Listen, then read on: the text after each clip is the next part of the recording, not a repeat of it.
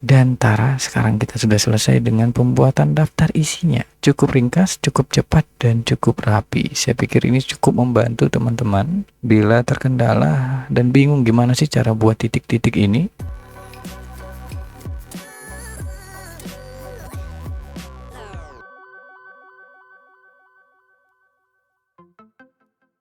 Hai teman, apa kabarnya? Semoga kalian semua sehat. Dan di sini saya akan berbagi cara untuk membuat daftar isi dengan penambahan titik-titik di setiap baris nomornya. Ini merupakan fitur update dari Google Doc. Sekarang Google Doc sudah memiliki fitur untuk menambahkan titik-titik ini, sehingga ini bisa memudahkan kalian yang membutuhkannya. Di sini saya sudah punya contoh dokumen yang nantinya akan saya masukkan ke dalam daftar isi di bagian atas atau di lembaran kosong ini, dan kita akan cek dulu dokumennya. Ini ada 4 lembar, dimana 3 lembar merupakan isi dari dokumen dan lembaran pertama adalah tempat untuk meletakkan daftar isi. Nah, di sini saya akan mulai untuk menambahkan keterangan dulu.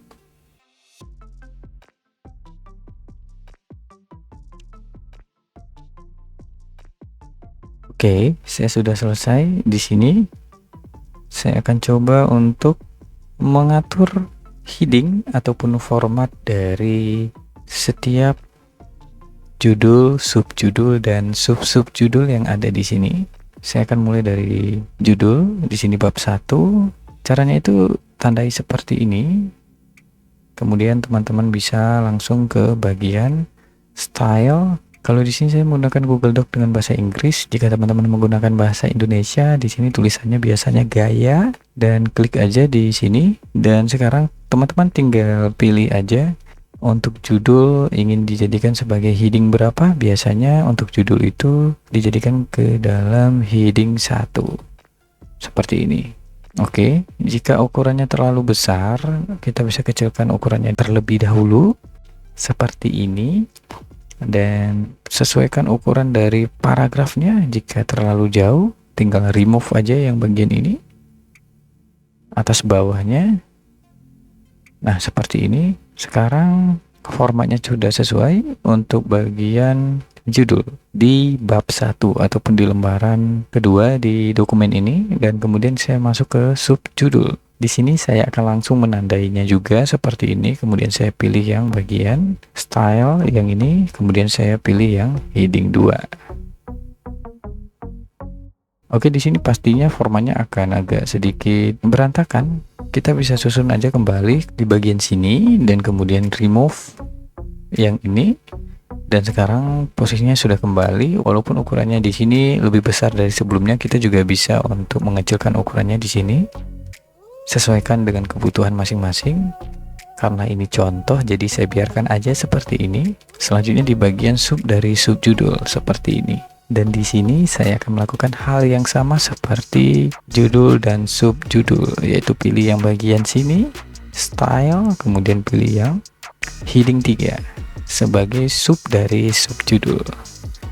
Sekarang saya sudah selesai membuat ataupun mengatur masing-masing heading dari judul, subjudul, dan sub dari subjudul. Ini untuk lembaran kedua. Kita ke lembaran ketiga. Kita akan melakukan hal yang sama seperti lembaran kedua.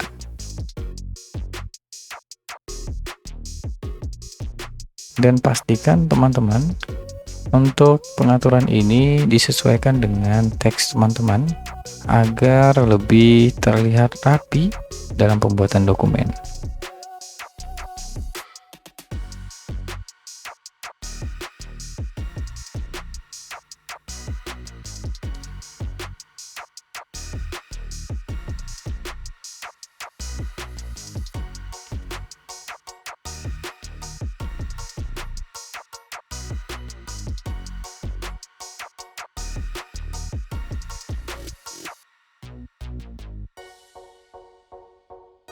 Oke teman-teman, di sini saya sudah mengatur setiap bagian dari judul, subjudul, dan sub dari subjudul. Seharusnya ini diatur di awal ketika kita memulai untuk mengetik, tetapi karena ini hanya contoh, jadi saya sekalian aja ubah heading-headingnya ini. karena juga saya tidak menambahkan konten apa-apa di sini. Misalkan saya tambahkan konten di sini.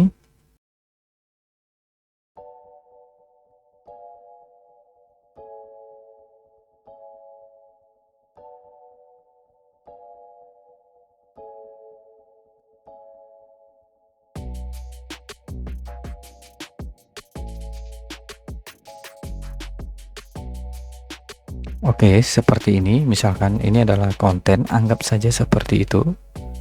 Dan sekarang kita ke bagian atas di sini. Di lembaran pertama, lembaran daftar isi yang akan kita jadikan sebagai tempat untuk menampung setiap judul, subjudul, dan sub-subjudul. Sekarang saya akan ubah dulu posisinya menjadi ke kiri di sini. Saya akan tambahkan spasi sedikit agar ada jarak antara daftar isi dan judulnya di sini. Nah, selanjutnya ini adalah cara yang sama seperti sebelumnya, yaitu pilih menu insert yang ada di sini nih. Jika teman-teman melihatnya, teman-teman klik aja di sini. Kemudian kita ke paling bawah, di sini ada tulisan table of content. Biasanya kalau bahasa Indonesia daftar isi di sini. Dan sekarang teman-teman bisa lihat sudah ada 3 format penulisan daftar isi. Yang dulunya saya pernah bagikan itu hanya ada 2, dan sekarang sudah ada 3.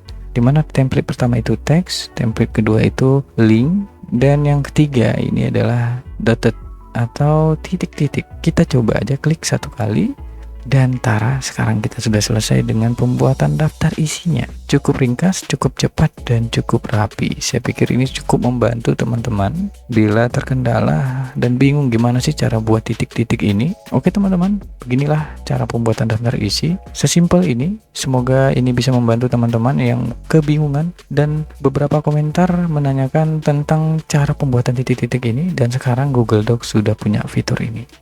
Terima kasih teman-teman yang sudah menonton video ini. Tinggalkan komentar jika ada yang ingin ditanyakan dan ingin ditambahkan. Sampai jumpa di video selanjutnya.